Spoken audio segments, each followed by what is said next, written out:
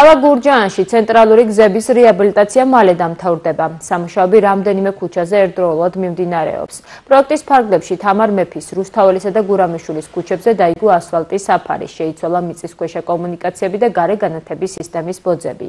ასევე ეწყობა ფეხით მოსიარულეთა ბილიკები.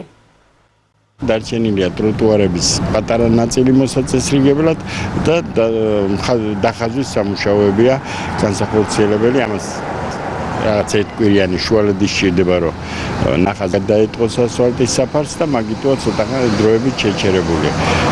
ეს სამი პროექტი დასრულდა, კომუნიკაციები დაბლაჩავი და მოწესრიგდა ტროტუარები და ასფალტის საფარი.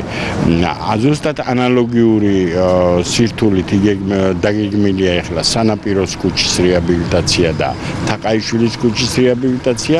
სამუშაოები დაიწყება დაახლოებით ალბათ ორ კვირაში მიმდინარეობს ხელშეკრულების მომზადება და ტენდერები დასრულებულია და დაიწყება ორ კვირაში სამუშაოების წარმოება.